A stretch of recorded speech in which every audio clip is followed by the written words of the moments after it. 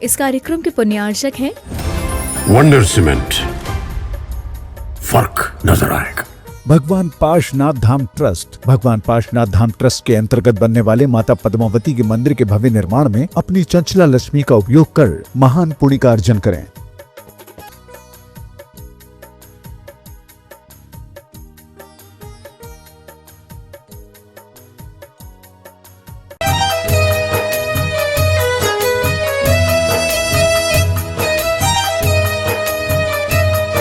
अहिंसा परमो धर्म की, महावीर भगवान की प्रातः स्मरणे परम पूजाचार्य गुरुवर श्री विद्यासागर जी मुनि महाराज की जय।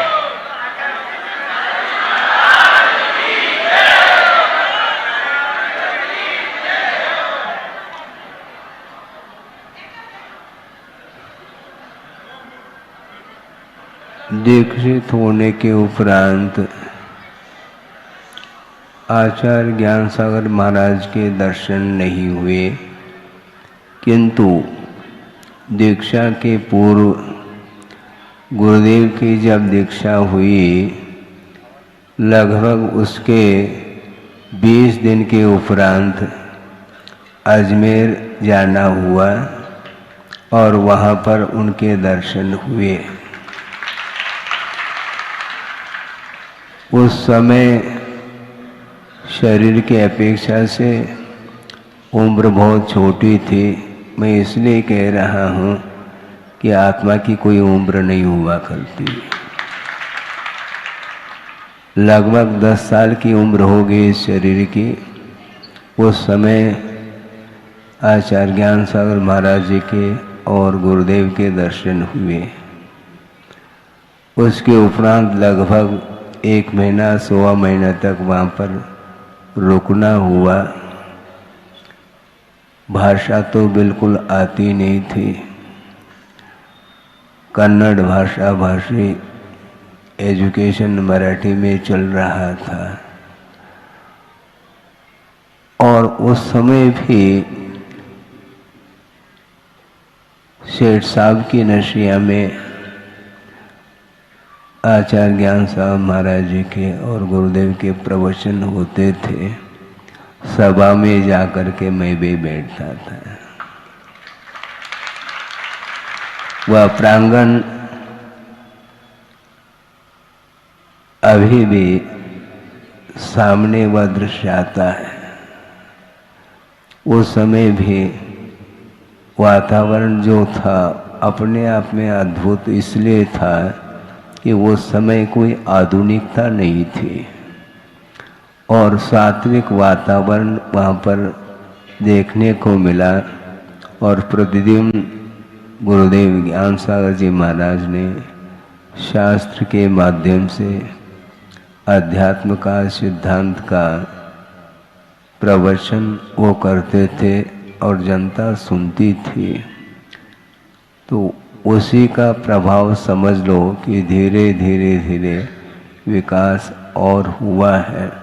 और साथ साथ पाश्चात्य संस्कृति के कारण धर्म का प्रभाव पड़ तो रहा है, लेकिन अनुपात से बहुत कम प्रभाव उसका मैं मानता हूँ, क्योंकि चारों ओर केवल भौतिक वातावरण होने के कारण शास्त्र की बातें बहुत कम रुचती हैं जनता के लिए। प्रत्येक व्यक्ति के हाथ में मोबाइल देखने को मिल रहा है। हाँ, और उस समय न मोबाइल था न टेलीविज़न था, कोई विजन नहीं था।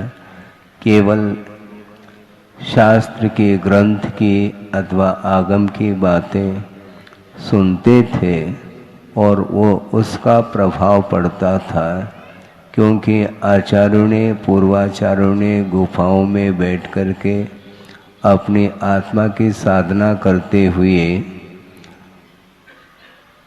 आगे आने वाली जो पीढ़ी है भव्य मुमुक्षु जीव, उनके लिए भी आगम का बोध प्राप्त हो, इस उद्देश्य को लेकर के उन्होंने संस्कृत प्राकृत में आगम की रचना की है और बहुत बड़ा उपकार उन्होंने किया है। इसके उपरांत भी वो सारे शास्त्र लाइब्रेरी में बंद हैं और कोई उसको खोल करके पढ़ना नहीं चाहता। पढ़ते हैं आप लोग? नहीं पढ़ते। पर आज अजमेर चलो कह रहे हैं आप। अजमेर जाने की बात मत करो। वहाँ पर जो अलमारी में जो लाइब्रेरी में ग्रंथ हैं, सिद्धांत पर ग्रंथ भी हैं, अध्यात्म परक भी हैं, चारों अनुयोगों में विभाजित व आगम अभी भी सुरक्षित है। इसके उपरांत भी 10-15 मिनट बैठ करके खोल करके उसमें क्या लिखा हुआ है इसको आस्था के साथ पढ़ने की रुचि जागृत नहीं होती है। और भावना तो आपकी अच्छी है, अजमेर चलो। हाँ, चलने में कोई बाधा तो नहीं है हमें, क्योंकि चाहे वह दूर हो चाहे पास हो ये अलग विषय है, किंतु प्यास बनी है ये बहुत अच्छा लक्षण समझता हूँ। क्योंकि जब तक भूख और प्यास बनी नहीं रहेगी तब तक जो है ना परोसना भी कठिन सिद्ध होता है। हाँ, परोसने के लिए तो गुरुदेव ने, मुझे जहाँ तक ध्यान है कि आचार्य महाराज के प्रवचन अपने चातुर्मास अजमेर में जहाँ तक 3 चातुर्मास हुए हैं, लगातार 2 ही 68 और 69, उसके बाद एक और भी चातुर्मास हुआ बताते हैं। और उसके इर्द गिर्द नशरियाबाद, ब्यावर, किशनगढ़, भीलवाड़ा आदि आदि आसपास के जो गांव हैं वहाँ पर भी उनका प्रवास रहा है और अच्छे ढंग से प्रभावना उस समय हुई है। उसी प्रकार की प्रभावना निरंतर बनी रहे, भगवान से प्रार्थना तो कर ही सकते हैं। आप लोगों की तरफ से भी क्या दिक्कत है इसमें, है ना? हाँ, बिल्कुल। सुबह आकर के आप लोगों ने कहा कि महाराज मंच पर आपको भी आना है। हमने सोचा मंच पर मैं क्या करूँगा, इसलिए पहले विनीत साहब जी को कहा कि आप करो, उसके उपरांत देखा जाएगा। हमारा संक्षेप में यही कहना है कि गुरुदेव का बार बार कहना रहता है, इसलिए कहना रहता है कि वर्तमान में बहुत वातावरण, क्षुब्ध वातावरण है। मन हमेशा जहाँ केंद्रित होना चाहिए वहाँ पर केंद्रित नहीं होता है और नहीं जाना चाहिए वहीं पर बार बार मन जाता है।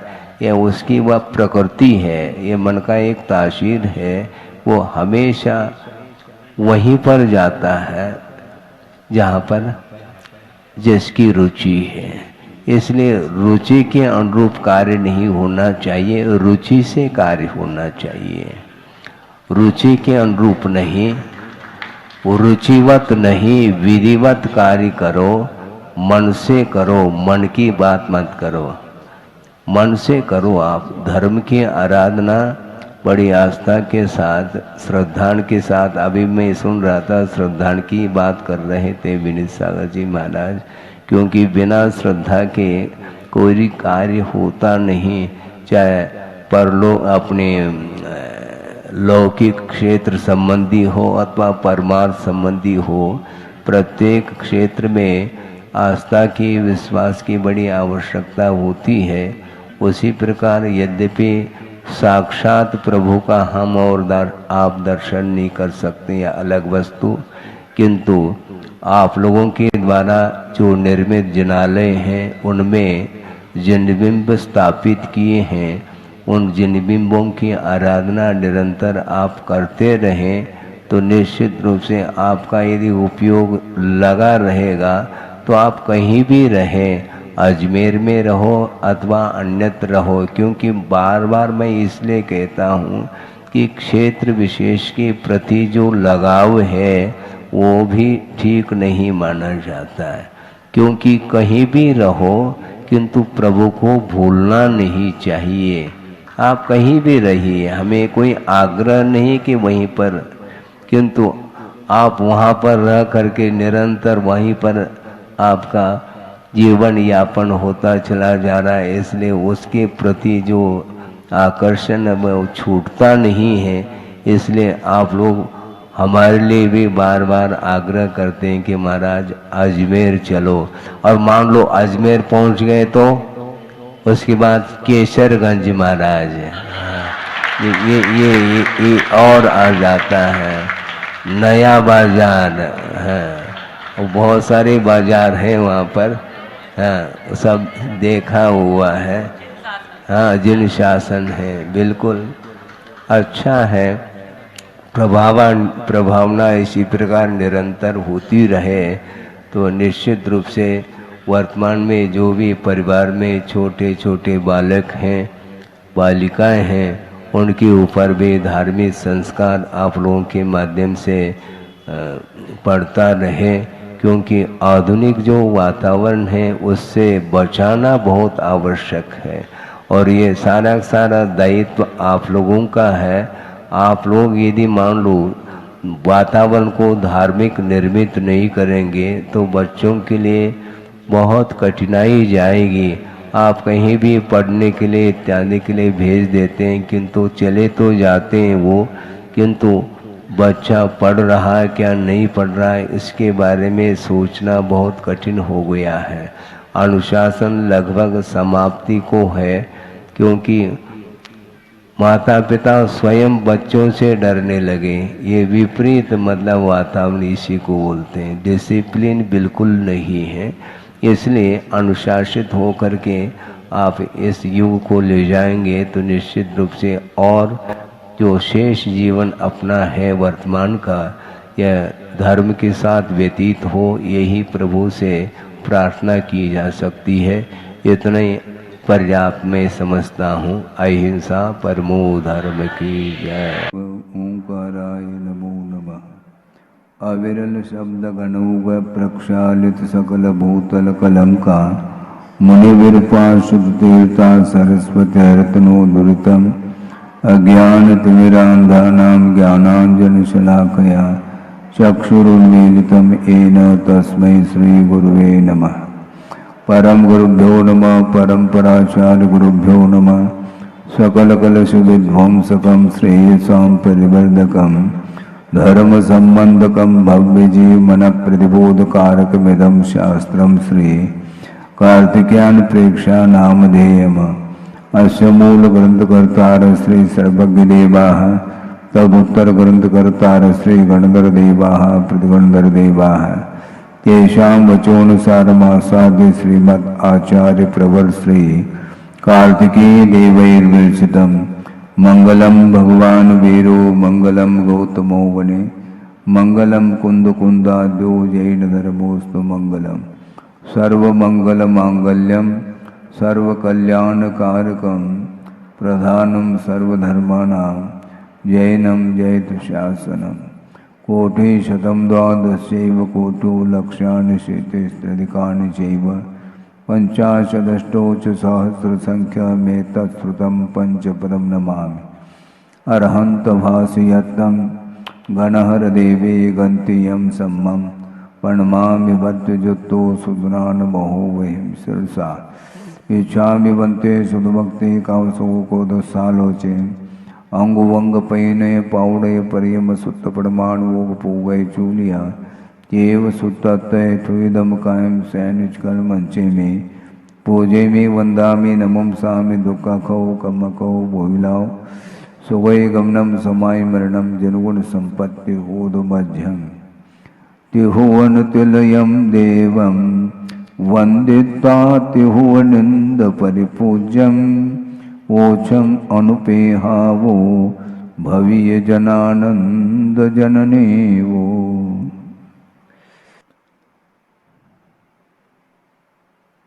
संसार में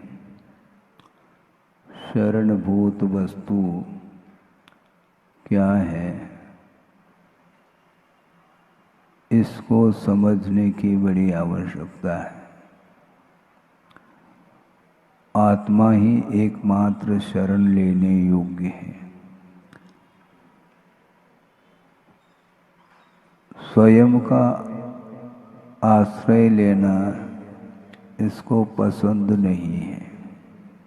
हमेशा पर वस्तु के साथ संबंध रखता है तो इसको आनंद का अनुभव होता है।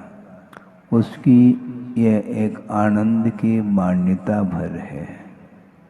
सुख की मान्यता, आनंद की मान्यता, शांति की मान्यता पर वस्तु में बनी हुई है, जबकि वह शांति स्वाश्रित है, आत्माश्रित है। और वह आत्माश्रित जो शांति है उसको प्राप्त करने के लिए हमें अन्य वस्तुओं का आलम्बन लेना कोई आवश्यक नहीं है।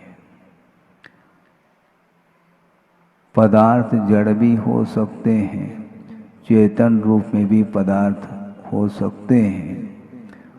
उनको एकमात्र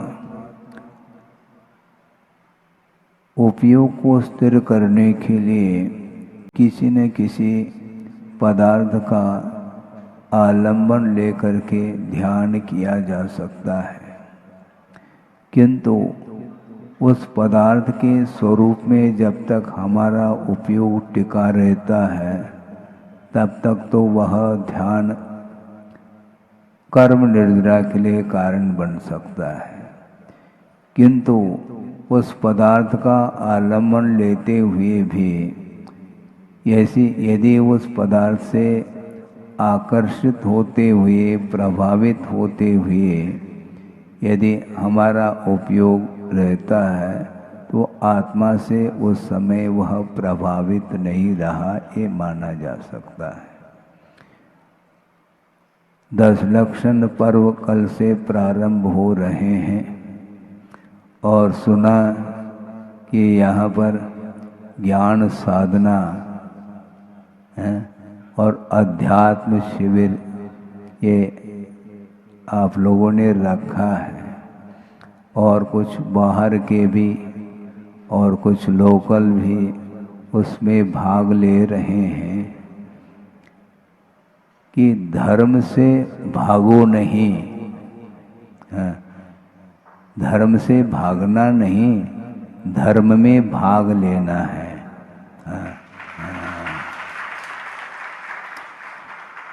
भाग लेने में और भागने में बड़ा अंतर है। जिसको धर्म से लगन है, रुचि है, धर्म के प्रति आदर भाव है, धर्म के प्रति भक्ति है, तो वह कभी भी धर्म से भागता नहीं, बल्कि वह धार्मिक आयोजन में भाग लेता है। और लेना चाहिए। किसी न किसी निमित्त को लेकर के धर्म की आराधना करने का अवसर प्राप्त होता है। वैसे देखा जाए प्रतिपल धर्म की आराधना करनी चाहिए, नहीं भी बनता है तो इन निमित्तों को लेकर के आयोजनों के माध्यम से भी सामूहिक पुण्य का संचय करने का अवसर प्राप्त होता है। कभी कभी सामूहिक पाप कर्म का उदय आता है तो सामूहिक पुण्य कर्म का भी उदय आता है। आप स्वयं अकेले होकर के पूजन अर्चन करते हैं, उसमें भी पुण्य का संचय होता है, किंतु विशिष्ट जो आयोजन होते हैं, विधान हैं, पंचकल्याणक हैं आदि आदि, इनके माध्यम से सामूहिक रूप से धर्म साधन करने के लिए वह अवसर प्राप्त होता है। इस प्रकार के आयोजनों के माध्यम से जो छोटे छोटे जो बालक हैं उनके ऊपर भी संस्कार पड़ जाते हैं। बच्चे बोल नहीं पाते हैं, किंतु उस वातावरण में वो पलते हैं, निश्चित रूप से उसका भी मन आनंदित हो उठता है। वो कह नहीं पाएंगे कि धर्म का क्या स्वरूप होता है, कह नहीं पाते। किंतु पूजन, अभिषेक, प्रवचन आदि आदि ये जो वातावरण निर्मित होता है उसका अपने आप में एक अलग ही प्रभाव आत्मा के ऊपर पड़ता है। और जो संस्कारित आत्मा होती है उसके ऊपर तो जल्दी पड़ जाता है। किंतु अनादिकालीन वैश्विक संस्कार होने के कारण संस्कार जल्दी पढ़ भी सकते और नहीं भी पढ़ सकते हैं।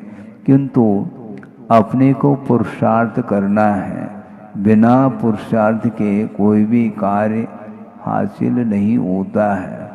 कोई विद्यार्थी है तो वह विद्याध्ययन करने के लिए वह भी कहाँ पर जाता है, जहाँ पर विद्या प्राप्त होती है उसके पास चला जाता है। और छोटा सा बालक है, उसकी भी कुछ इच्छा होती है, वो कहाँ पर पहुँचता है, पिताजी के पास नहीं पहुँचता है, क्योंकि पिताजी के पास कुछ मिलना नहीं है। वो माँ के पास ही पहुँच जाता है और वहाँ पर वह इच्छित वस्तु उसको प्राप्त हो जाती है। कोई रुग्ण है तो वह वैद्य डॉक्टरों के पास चला जाता है। इसी प्रकार अपने को भव समुद्र से पार होना है तो पार होने के लिए जो साधन है उसका आलम्बन लिया जाता है। नदी है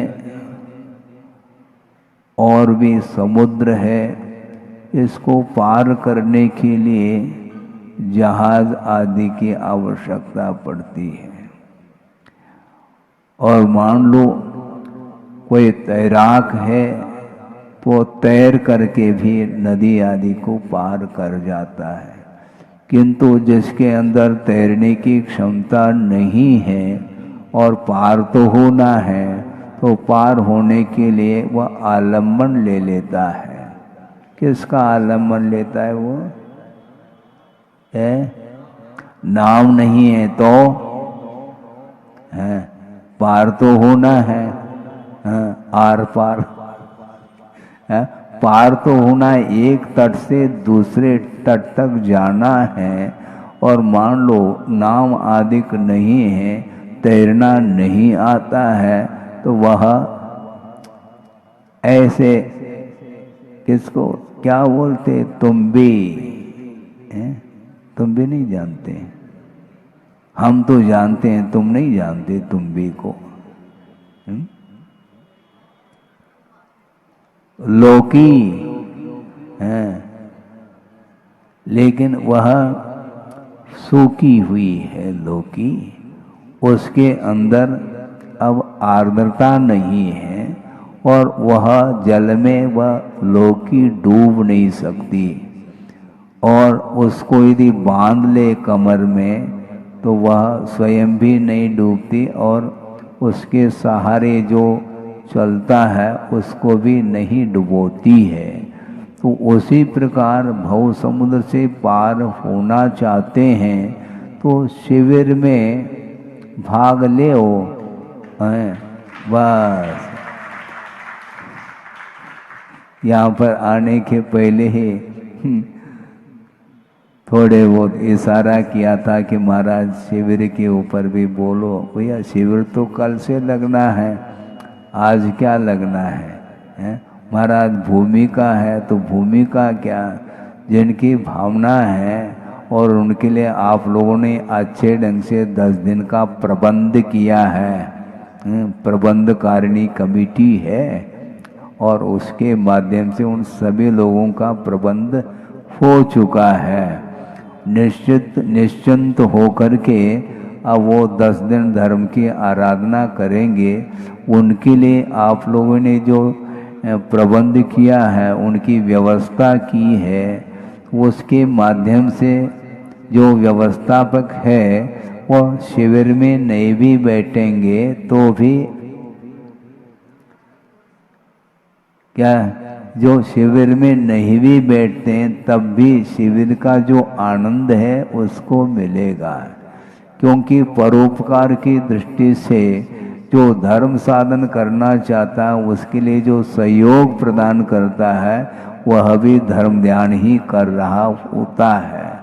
धर्म ध्यान करने के बहुत सारे साधन होते हैं। मान लो डॉक्टर है, वो भी धर्म साधन ही कर रहा है, क्योंकि जो रुग्ण है, बीमार है, उसके रोग को दूर करने के लिए वह तत्पर है और उसके माध्यम से रोग यदि दूर हो जाता है तो वह धर्म ध्यान करता है, तो उसको धर्म ध्यान करने के लिए वह सहयोग दे रहा है। इस प्रकार एक दूसरे के प्रति परोपकार की भावना रखते हुए धर्म साधन करने के लिए जो भी योगदान दिया जाता है उसके माध्यम से भी धर्म ध्यान ही होता है। ऐसा इसका संक्षेप से आशय है। और कल जो भी एक एक धर्म के ऊपर व्याख्यान भी होगा और मध्याह्न में तत्पर सूत्र का पाठ भी होगा 10 अध्याय का, और उसके पश्चात एक एक अध्याय के ऊपर अर्थ सहित व्याख्यान भी होगा। और इसके साथ साथ हमने सुना है कि 3 क्लास और लेंगे महाराज लोग, विनीत सागर जी भी, प्रचद सागर जी और चंद्र प्रभ सागर जी भी भिन्न भिन्न विषय को लेकर के व्याख्यान वो भी करेंगे। कुल मिला करके दिन भर आपका धर्म ध्यान के साथ ही समय व्यतीत होगा। ये 10 लक्षण धर्म साल में कितने बार आते हैं? 3 बार आते हैं। उसमें प्रचलन में ये भाद्रपद में जो 10 लक्षण पर्व आता है या प्रसिद्धि को प्राप्त है, बाकी और अष्टानिका आदिक में आ जाते हैं। तो इस प्रकार ये 3 बार तो आते हैं, बल्कि यूं कहना चाहिए जब आप धर्म को स्मरण में लाओ तब वह पर्व माना जाएगा। पर्व है क्या वस्तुतः? आते हैं चले जाते हैं, एकमात्र तिथि की अपेक्षा से यह व्यवहार से माना जाता है। किंतु धर्म साधना करने वाला जो व्यक्ति होता है वह हमेशा सारा समय वह धर्म के लिए देता है, क्योंकि धर्म के लिए ही जीवन जिया जाता है। जीने के लिए धर्म नहीं, धर्म के लिए जीना है। यदि धर्म नहीं आता है जीवन में, वह जीवन अपने आप में उसका कोई भी मूल्य नहीं होता है। इसलिए धर्म साधन करने के लिए योग्य पर्याय ये आप लोगों को मिली है, और ये मनुष्य पर्याय जो मिली है यह दुर्लभतम वस्तु है, ऐसा कहा है।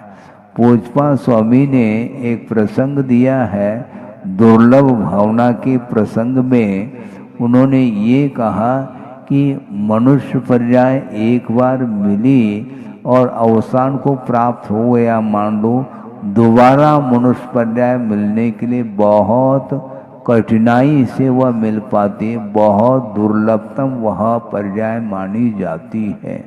उन्होंने उदाहरण ये दिया है कि एक मान लो एक विशाल वृक्ष है, कोई भी वृक्ष ले लो, और वह हरा भरा है, अनगिनत उसमें पत्ते हैं, फूल फल आदि लगे हैं। वह विशाल वृक्ष मान लो किसी भी निमित्त से वह अग्नि के कारण वह वृक्ष भस्म हो गया मान लो, तो वो उस वृक्ष में जितने फूल फल पत्ते आदि आदि थे वो सारे सारे राख राख हो गया। अब वो जो परमाणु थे वो सारे सारे परमाणु कालांतर में उसी वृक्ष के रूप में परिवर्तित हो जाए, उतने ही फूल फल पत्ते टहनी, शाखा, उपशाखा आदि आदि के रूप में उसी कलर आदि को लेकर के, वर्ण आदि को लेकर के, उसी आकार को लेकर के वह पुनः वृक्ष का रूप ले लेता है। वह जिस प्रकार दुर्लभतम है, उससे भी दुर्लभ एक बार मनुष्य पर्याय का अवसान हो जाता है, पुनः उस मनुष्य पर्याय को प्राप्त करना अति दुर्लभ माना गया है। इत्तज दुर्लभ रूपाम बोधिम लब्ध्वा यदि प्रमादी स्यात् संसृत भीमारण्ये भ्रमति वराको नर सुचिरम। इस प्रकार एक पंक्ति आती है, श्लोक आता है आगम में। ये सारे निगोद पर्याय से लेकर के ये क्रमशः दुर्लभतम पर्यायों को प्राप्त करता करता करता मनुष्य पर्याय को प्राप्त करके उसमें भी आर्य खंड में जन्म लिया है, उच्च कुल में जन्म लिया है, निरोग शरीर मिला है, सारी इंद्रियां बिल्कुल प्रशस्त है, सहनन आदिक भी है, द्रव्य क्षेत्र आदि की अपेक्षा से अनुकूलता है और रत्नत्रय को भी प्राप्त कर लिया है। इसके बाद भी यदि मान लो वह प्रमाद कर जाता है तो इन सारे दुर्लभतम वस्तुओं को प्राप्त करने के बाद भी यदि वह प्रमाद कर जाता है तो संसृत भीमारण्ये भ्रमति वराकः, वह बेचारा वह संसार रूपी वन में वह परिभ्रमण करता है। सुचिरम, चिरकाल तक वह परिभ्रमण करता है, क्योंकि दुर्लभतम वस्तुओं को प्राप्त करने के उपरांत भी उसकी मूल्यता को यदि नहीं समझता है तो सारी पर्याय वो व्यर्थ चली जाती है। बहुत अच्छा एक गंभीर विषय मिलता है आगम में, वह ये है कि संसारी प्राणी ने अतीत में निर्ग्रंथ अवस्था को भी अनंत बार प्राप्त कर लिया है। मुनिव्रतधार अनंत बार ग्रैविक उपजायो पै निज आत्म ज्ञान बिना सुख लेशन पायो। ऐसा आत्मज्ञान के बिना शांति सुख की उपलब्धि संभव नहीं है, और वह निर्ग्रंथ पद को धारण करने के उपरांत भी उसको आत्मिक शांति नहीं मिल पाई है। अनंत बार जिनलिंग को अंगीकार किया, उसके बाद भी वह सम्यक दर्शन से वंचित है। इसी को द्रव्यलिंग बोलते हैं। भाव लिंग के लिए आचार्य कहते हैं केवल 32 बार वह संयम को अंगीकार करता है और मुक्त हो जाता है। इससे अधिक बार नहीं। और अनंत बार जो जिनलिंग धारण किया, वह भीतरी जो संयम है, भाव संयम जिसको बोलते हैं, भावलिंग, उसके अभाव में अनंत बार वह जिनलिंग को धारण करके भी वह आत्म कल्याण उसका नहीं हो पाया है। ग्रैविक तक पहुंच रहा है, उसके आगे और भी तो विमान है, वहां पहुंचे संभव नहीं। अनुदिश और अनुत्तर विमानों में प्रवेश जो करता है वह सम्यक दृष्टि ही करता है। ये आगम का उल्लेख है। देखो कितना दुर्लभ है ये। जिनलिंग धारण करने के उपरांत में आगे गति क्यों नहीं हो रही है? क्योंकि जिस उद्देश्य को लेकर के निर्ग्रंथ पद को अंगीकार किया जाता है, वह लक्ष्य उसका नहीं रहा। मात्र उस जिनलिंग को धारण करने के पीछे उसका जो अभिप्राय है या लक्ष्य है, वह इतना ही रहा कि मुझे भोग संपदा प्राप्त हो, इसी उद्देश्य को लेकर के ये सारा सारा उसने उपक्रम किया है। यहाँ तक कि उसको घानी में भी पेल दो तो भी वह उफ नहीं करता, किंतु इस प्रकार के जो शारीरिक साधना है इसके पीछे उद्देश्य क्या रखा है उसने, मुझे केवल वो प्राप्त करना, उसका टारगेट है। टारगेट है, इसलिए मुक्ति का गेट खुलेगा नहीं फिर, क्योंकि उसका टारगेट ही अलग है। वो मोक्ष का द्वार खुलेगा कैसा? वो जिस उद्देश्य को लेकर के जो व्यक्ति कार्य करता है उसी की पूर्ति होती है। बड़ी विडंबना है। गुरुदेव ने एक बार ये कहा था कि मान लो किसी ने किसी व्यक्ति को भोजन के लिए निमंत्रण दे दिया, ठीक है, और पहले से उसने उस व्यक्ति से पूछा कि भाई साहब आपको क्या क्या पसंद है, जो आपके लिए पसंद हो वो ही हम व्यंजन आपको अच्छे स्वादिष्ट बना करके हम खिलाना चाहते हैं, आप आइएगा, निमंत्रण देता है।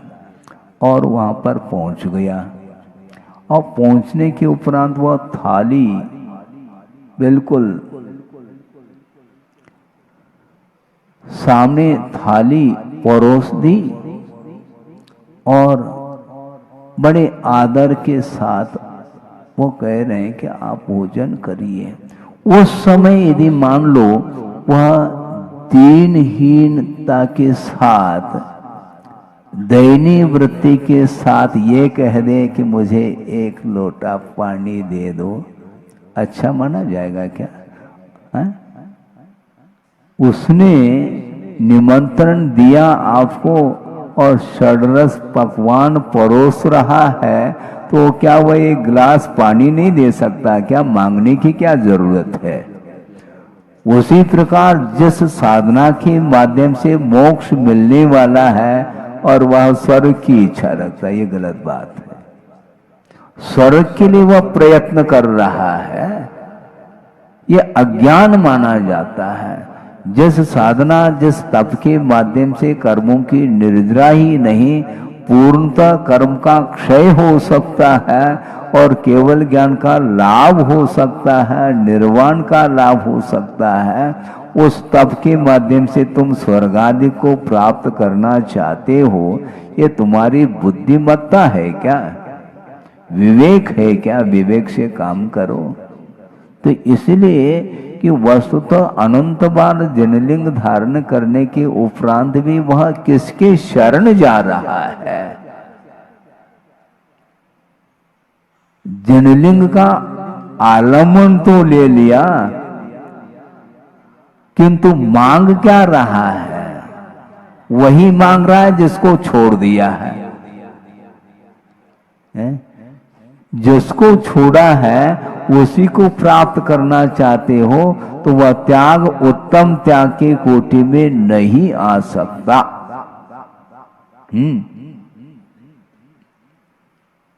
100 रुपए का नोट लगाया है, लगाना का अर्थ समझ गए आप? इतना तो क्षोभ्रम बढ़ गया, अब शिविर की भी आवश्यकता नहीं पड़ेगी। लगाने का अर्थ दान नहीं दिया उसने। 100 रुपए का नोट जो लगाया है वह लाखों रुपए मुझे मिल जाए इस आशा के साथ लगाया है। अपने आप नहीं मिली, ये ध्यान रखो। इसके पीछे बहुत आपने पुरुषार्थ किया है और समीचीन पुरुषार्थ करने के फलस्वरूप आपको उच्च कुल मिला है और देव गुरु शास्त्र की आराधना करने के लिए आपके पास ज्ञान भी प्राप्त हुआ है। अब उस ज्ञान का उपयोग यदि धार्मिक क्षेत्र में करते हैं तो निश्चित रूप से और विकास होगा। आत्मा की जो उन्नति होती है वह ज्ञान का सदुपयोग करने से उन्नति होती है। ज्ञान का यदि दुरुपयोग करोगे तो फिर ओम शांति है। ओम शांति का अर्थ क्या? फिर ज्ञान मिलेगा नहीं उसे, अनंत काल तक वह उसी प्रकार संसार में उसका परिभ्रमण होता रहेगा, क्योंकि जिसने ज्ञान का दुरुपयोग किया है और मन को ही ज्ञान बोला है आचार्यों ने। मन के माध्यम से हे और उपादेय तत्व का परिज्ञान हो सकता है। ग्रहण करने योग्य क्या है, छोड़ने योग्य क्या है, ये सारा सारा ज्ञान उस मन के माध्यम से प्राप्त होता है। इसके उपरांत भी उस मन का यदि वह दुरुपयोग करता है तो पुनः वह मन मिलेगा नहीं। मन नहीं मिलता है। क्या मिलेगा?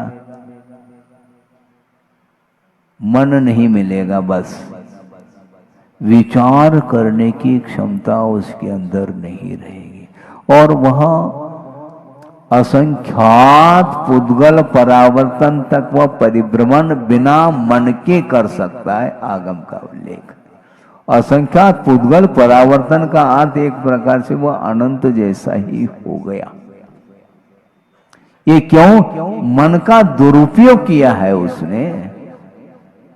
मन मिला है, उसका सदुपयोग करो। देव गुरु शास्त्र के स्वरूप का ज्ञान हो जाता है जिस मन के माध्यम से, और उसी मन के माध्यम से वह आध्यान के माध्यम से वह दुरुपयोग किया है ज्ञान का, मन का, प्रज्ञा का, उसी का प्रतिफल है। उसका संसार वह बढ़ता चला जा रहा, दीर्घ संसारी होता है। ये मतलब ऐसा लग रहा है हमें, ये डरावना जैसा लग रहा है। डरावना नहीं, यथार्थ सत्य है। ये आगम के ऊपर श्रद्धा रखोगे तो आपकी आंखें खुल सकती है, बाकी भगवान भी आपके आंखों को खोल नहीं पाएंगे। उनके पास अनंत शक्ति है, खोला क्यों नहीं है आपकी आंख को? आप अर्थात सभी आ गए उसमें, क्यों नहीं खोला उन्होंने? उनके पास क्षमता नहीं थी क्या? क्षमता तो उनके पास है, किंतु उस शक्ति का प्रयोग, उस ज्ञान का प्रयोग दूसरे के लिए किया नहीं जा सकता। यदि करते भी हैं तो निमित्त के रूप में ही उपस्थित हो सकते हैं। आपके अंदर यदि रुचि नहीं है वो कुछ भी नहीं कर पाएंगे। दुकान आपने खोल दिया, ठीक, यहाँ तक तो आपने बहुत पुरुषार्थ किया, किंतु ग्राहक जो है ना, आपके पुरुषार्थ से वह ग्रहण कर ले नहीं, उसको ग्रहण करना होगा तो ग्रहण करेगा। उसको कोई भी व्यक्ति बाध्य नहीं कर सकता है, आग्रह नहीं कर सकते आप। हठाग्रह तो और दूर की बात है, आप कर ही नहीं सकते, क्योंकि उसके भीतर यदि इच्छा नहीं है ग्रहण करने की तो उसको हम जबरदस्ती नहीं कर सकते, जोर नहीं दे सकते हैं। वो जोर देने से वो ये सोचता कि महाराज आप हमारे पीछे क्यों पड़े हैं? और कोई नहीं है क्या? भैया हम नहीं पढ़ रहे हैं, ध्यान रखो। आपको लग रहा है हम किसी के पीछे नहीं, हम अपने पीछे पड़े हैं। हाँ, अपने को अपना आत्म कल्याण करना है, इसलिए इस निर्ग्रंथ अवस्था को धारण कर लिया है। और कोई करना चाहता है आत्म कल्याण, उसके लिए हम बैठे हैं, कोई इसमें बाध्यता नहीं है।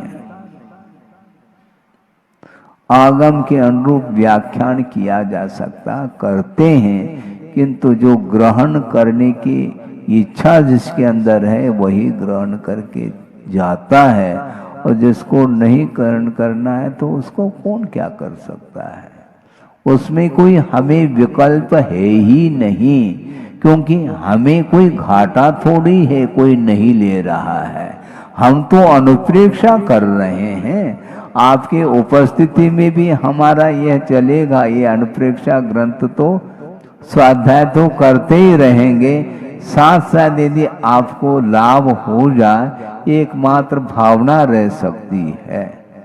गुरुदेव ने यही कहा कि दूसरे के कल्याण की भावना रखी जा सकती है, किंतु दूसरे के पीछे नहीं पड़ा जा सकता, और आत्म कल्याण करने की भावना भी रखी जा सकती है, और आत्म कल्याण करने के लिए अपने पीछे भी पड़ा जा सकता है। मोक्ष पुरुषार्थ वह स्वयं करता है मुमुक्षु भव्य जीव, और जो करना चाहता है तो उसके लिए स्वागत है, ऐसा बोलता है। आप करिए। सामूहिक रूप से पुण्य का अर्जन करना चाहो तो इस प्रकार के जो है ना धार्मिक आयोजन आप निरंतर करते रहिएगा, और उसके माध्यम से ही साथ से पुण्य का संचय किया जा सकता है। आगे बढ़ते हैं एक गाथा के माध्यम से। आवुखयेन मरणम आवुम दावुम न सक्कदे कोवी तम्मा देविंदो वियो मरणाउन रख दे कोवी।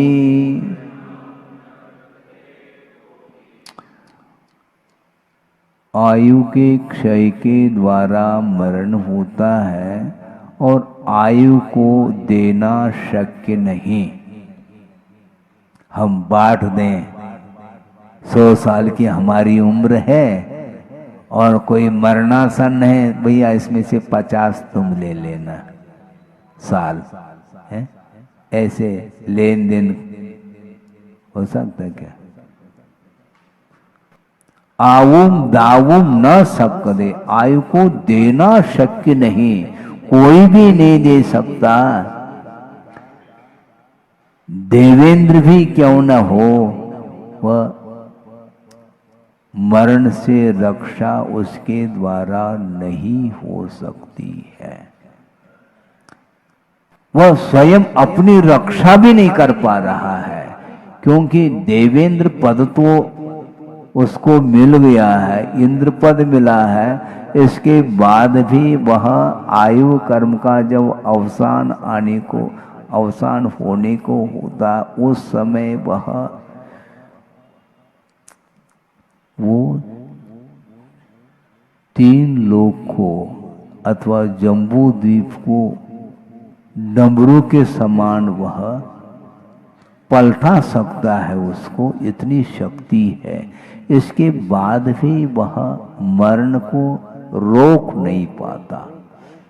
3 लोक को ही वह हिलाने की क्षमता रख सकता है इंद्र, किंतु इंद्र वह आयु कर्म का जब अंत आता है उस समय वह मरण से रोक नहीं पाएगा, उसको जाना है। और जो मिथ्या दृष्टि होता है वह संक्लेश परिणाम उसके अंदर होते हैं।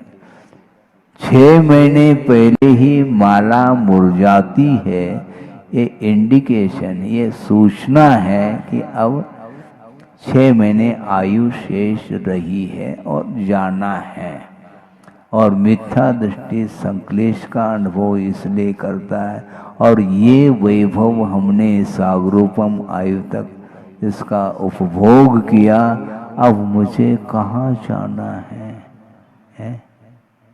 ततः चै थावर तन धर्यो, यों परिवर्तन पूरे करो।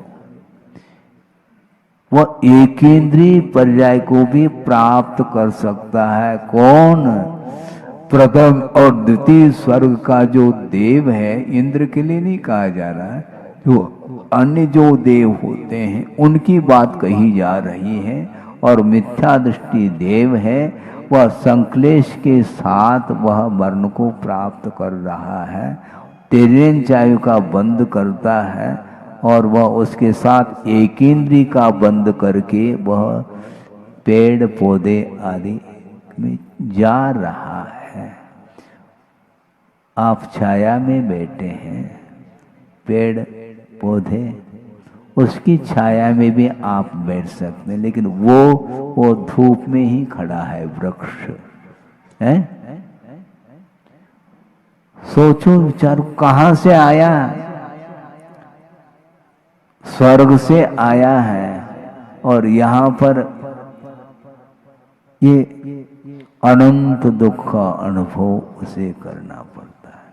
कोई पृथ्वी काय के रूप में, कोई जल काय के रूप में, अग्नि काय को और वायु काय को वो प्राप्त नहीं करता और सूक्ष्म और साधारण पर्याय को प्राप्त नहीं करता, किंतु एक इंद्रिय पर्याय को प्राप्त कर रहा है। एकदम पतन हो गया, धीरे धीरे नहीं हुआ, एक साथ पतन हुआ। बहुत विचित्र दशा है ये। क्यों? ये परिणाम के कारण हो रहा है, इसमें दूसरे का कोई हाथ नहीं, दूसरे का कोई हस्तक्षेप नहीं, न हस्ताक्षर है दूसरे का, उसमें कोई भी लेन देन, स्वयं ही अपने परिणामों को वह कर रहा है। जब सागरोपम आयु तक उपभोग किया है वैभव का, इसके बाद में तृप्ति नहीं है, इसके बाद में मुझे वह मिले इस संक्लेश के कारण वह एक इंद्रिय का बंद कर रहा है, एकदम पतन हो रहा है। और पतन का कारण कौन है? वही विषय है।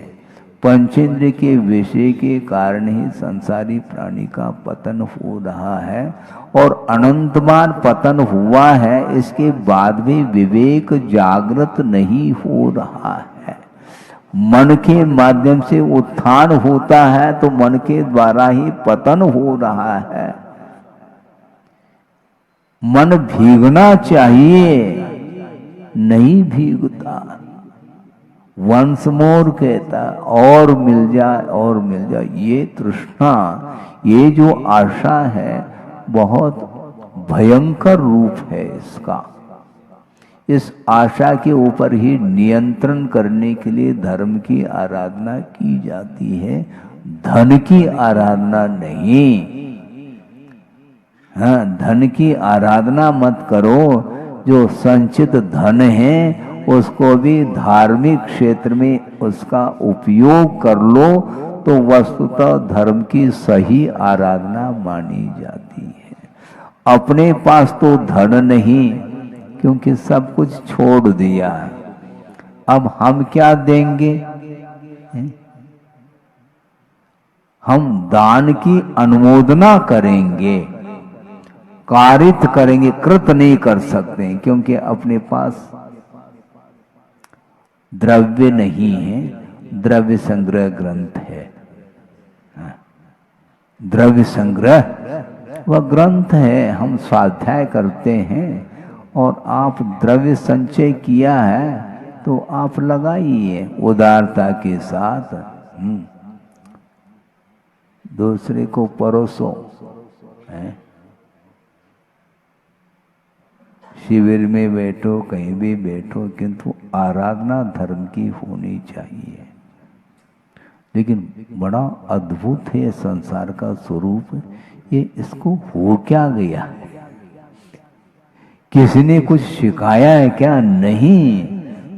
प्रत्येक व्यक्ति की स्थिति एक सी है। वर्षगांठ, अरे महावीर भगवान को निर्वाण का लाभ हुआ, कम से कम दिवाली त्योहार तो मनाओ। लेकिन नहीं, इसको बोलते हैं स्नेह, इसको बोलते हैं राग, इसको बोलते हैं लगाव। ये छूटता नहीं। आज घड़ी नहीं रखी, घड़ी फूट गई क्या? है? अच्छा, दिख नहीं रही घड़ी। कहाँ? अच्छा, उधर है। हम बंद कर लेते हैं हम धीरे धीरे। तो हम ये कह रहे हैं कि वस्तुतः ये बारी आएगी। अब देखो 1 घंटा निकल गया, इसको बोलते हैं धर्म ध्यान। अब क्या समझ रहे हैं? हाँ, ताली बज करके आप समझते धर्म ध्यान। और बोलते किसको? 1 घंटे तक आपका ध्यान इसमें रहा, विषय याद नहीं आए। ये तो आमदनी हमारी दुकान बहुत अच्छी चल रही है, क्योंकि 1 घंटे तक आर ध्यान रौद्र ध्यान से बच करके धर्म ध्यान के लिए आपने 1 घंटा दे दिया। ये बहुत बड़ा दान किया है आपने, ये ध्यान रखो। ये समय का दान माना जाता है। समय का अर्थ काल होता है। 1 घंटा यदि मान लो दुकान में बैठते हैं तो आर ध्यान करना है, वहाँ पर आर ध्यान रौद्र ध्यान के लिए और धर्म ध्यान के लिए वहाँ पर अवसर ही नहीं मिलता। लेकिन वहाँ पर भी वह आनंद का अनुभव करता है। धन के संचय में जो आनंद का अनुभव करता है वह रौद्र ध्यान माना जाता है, आर ध्यान माना जाता है। किंतु आत्मा की आराधना, पंच परमेष्टि की आराधना करते समय यदि 1 घंटा आपका निकल गया, इससे बढ़ करके और कोई भी पर्व नहीं माना जा सकता। पर्व और क्या वस्तु है? 10 लक्षण पर्व। इसी प्रकार आप 4 साढ़े 4 महीने हो गए हैं, प्रतिदिन एक घंटा आप धर्म ध्यान कर रहे हैं, तो इसके माध्यम से जो कर्मों की निर्जरा होती है वह अन्यत्र कहीं भी चले जाओ, पाप कर्म की निर्जरा संभव नहीं है। और विशिष्ट पुण्य का जो संचय है वह बिना धर्म ध्यान के संभव नहीं। इसलिए नर काया को सुरपति तरसे। सुरपति का अर्थ इंद्र, वह इंद्र भी नर काया को तरस रहा है और आप स्वर्ग के लिए तरस रहे हैं। सुरकाया को नरपति तरसे, ये उल्टा हो रहा है। वो इंद्र भी इस काया के लिए तरस रहा है, क्योंकि उस काया के माध्यम से निर्वाण का लाभ संभव नहीं। एक भवावतारी होता है कौन? इंद्र। किंतु वह इंद्र उस पर्याय से मुक्त नहीं हो सकता। उस पर्याय से मनुष्य बनना आवश्यक है। और यहाँ पर वह धर्म ध्यान और शुक्ल ध्यान आदि करके संयम के माध्यम से ही कर्मों को काट सकता है। बंधन से यदि मुक्ति मिलती है वह बिना संयम के, बिना चारित्र के, बिना ध्यान के संभव नहीं।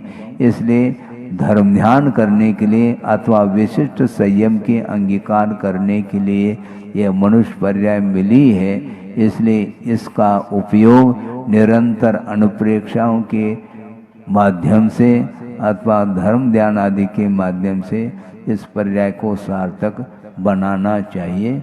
इतना ही इस गाथा का आशय है। बोधि समाधि परिणाम शुद्धि स्वात्मोपलब्धि शिवसो की सिद्धि चिंतामणिम चिंतित वस्तुदाने त्वां वंदमानस्य ममास्मृति। परम पूज्य आचार्य गुरुवर श्री विद्यासागर जी मुनि महाराज की जय। इस कार्यक्रम के पुण्यार्चक थे वंडर सीमेंट। फर्क नजर आएगा। भगवान पार्श्वनाथ धाम ट्रस्ट। भगवान पार्श्वनाथ धाम ट्रस्ट के अंतर्गत बनने वाले माता पद्मावती के मंदिर के भव्य निर्माण में अपनी चंचला लक्ष्मी का उपयोग कर महान पुण्य का अर्जन करें।